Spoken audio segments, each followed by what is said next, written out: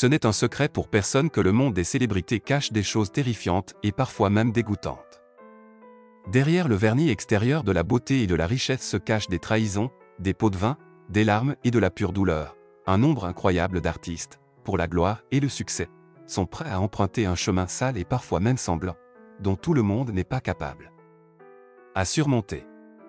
C'est pourquoi beaucoup de gens se posent la question: la richesse luxueuse, les revenus énormes, la popularité et l'amour fanatique du public valent-ils vraiment les efforts, le temps, les nerfs gaspillés, ainsi que la souffrance et la décadence morale? Après tout, pour atteindre votre objectif, vous devez parfois trop abandonner, y compris votre propre âme.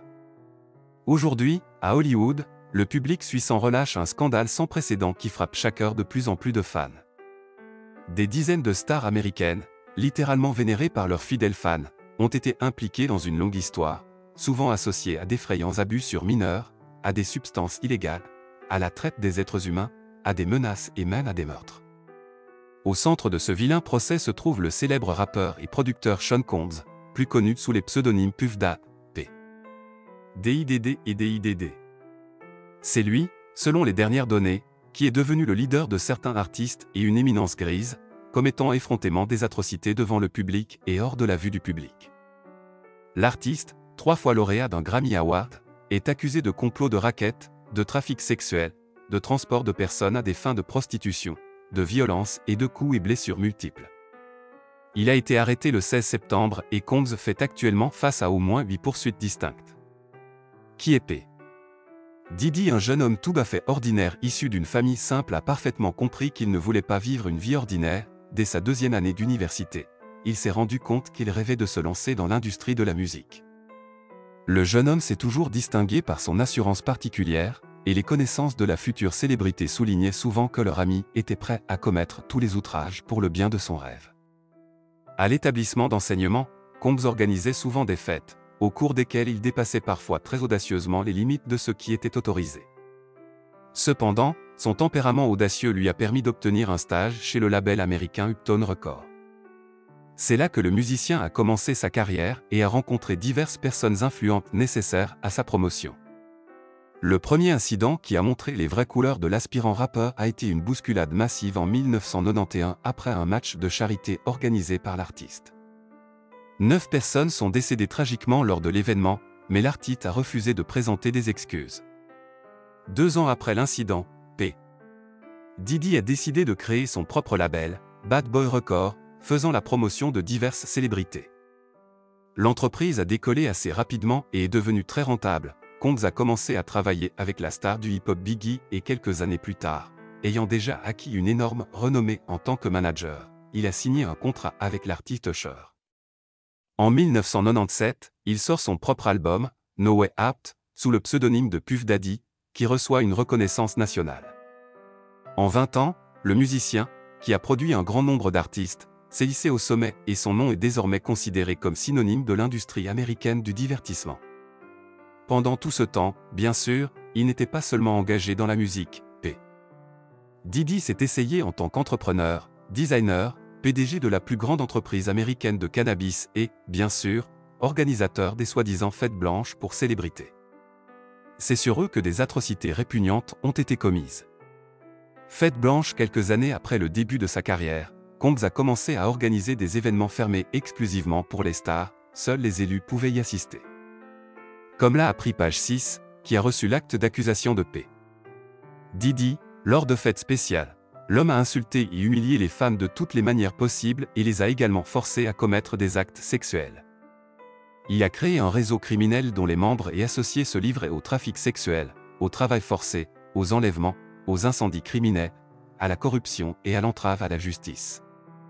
Le dossier mentionne 16 cas de freak-offs. Des orgies soigneusement planifiées que Combs lui-même a dirigées et organisées. De plus, chaque événement était enregistré devant une caméra afin que les victimes du musicien ne puissent pas contacter la police. Tout cela s'est passé pendant plus de 10 ans. Si vous assistiez à ces soirées sexuelles, vous étiez filmé sous tous les angles possibles, y compris sous certains angles dont vous ignoriez peut-être l'existence, a déclaré une source au New York Post. Selon les enquêteurs, P. Diddy a impliqué les filles et les hommes dans des orgies massives, les injectant de substances illégales. Seulement, bien sûr, il y avait ceux qui venaient de leur plein gré. Les listes d'acteurs et d'interprètes hollywoodiens qui font partie du cercle proche du musicien et assistent souvent à de telles soirées se sont répandues sur Internet à une vitesse mortelle.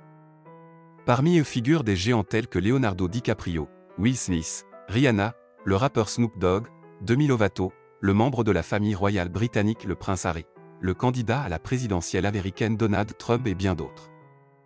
Des rumeurs se sont également répandues en ligne selon lesquelles le rappeur aurait offert son patronage et son aide pour réussir en échange de sa participation à des soirées dégoûtantes.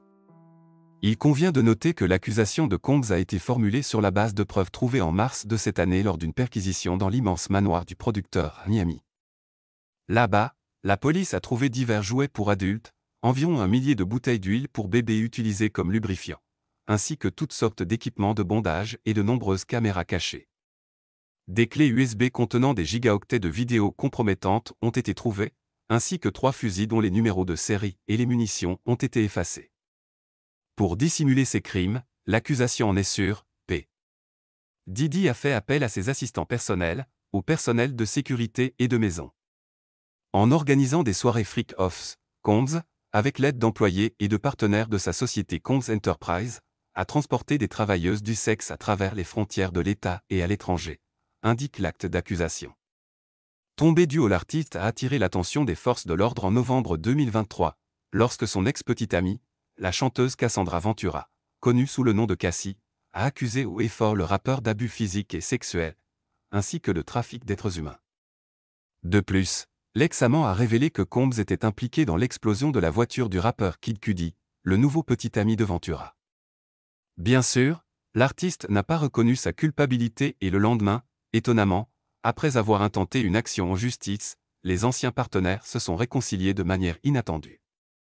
Dans un commentaire à la chaîne américaine CNN, la victime a déclaré avoir décidé de régler le problème de manière pacifique. Personne ne sait ce que l'homme a promis à la jeune fille, mais en mai de cette année, des images horribles sont apparues sur Internet, dans lesquelles P. Diddy poursuit Cassie dans le couloir de l'hôtel puis la bête brutalement. De plus, la vidéo publiée remonte à 2016, alors le musicien a payé cher pour que la vidéo ne soit pas vue par le public. C'est avec le procès de Ventura que tout a commencé. Peu à peu, les victimes de Combs ont commencé à contacter la police. Parmi eux, il y a ceux qui ont souhaité cacher leur identité, mais aussi ceux qui n'ont pas eu peur d'annoncer leur nom. Par exemple, Joe Dickerson Hill a admis que l'artiste l'avait violée alors qu'elle était étudiante en 1991, enregistrant tout sur vidéo. La victime, qui a souhaité rester anonyme, a accusé le rappeur de viol collectif et d'enlèvement. Il y a eu de nombreux procès de ce type, y compris contre des célébrités. En février de cette année, le producteur de musique Rodney Lil Rod Jones a lancé des accusations publiques. Il a intenté une action en justice, alléguant des relations sexuelles forcées avec des travailleuses du sexe embauchées. La star a également évoqué ces mêmes soirées blanches, qui offraient une occasion unique d'établir des contacts avec les bonnes personnes. Ensuite, l'ancienne mannequin Crystal M. Sekini, qui accusait Combs d'abus, a également intenté une action en justice. Après plusieurs perquisitions et une enquête sur les activités du musicien pendant une décennie, celui-ci a finalement été appréhendé à l'hôtel Park Hyatt de New York. Aujourd'hui, P. Diddy est dans un centre de détention provisoire à Brooklyn. Victime de Combs bien sûr, après de fortes accusations, ainsi qu'une liste publiée de célébrités ayant assisté à des événements terribles, les utilisateurs des réseaux sociaux ont commencé à enquêter de manière indépendante sur l'affaire, spéculant sur les stars qui auraient pu souffrir aux mains de Combs, qui a pris le patronage de nombreuses personnes. Jeunes artistes.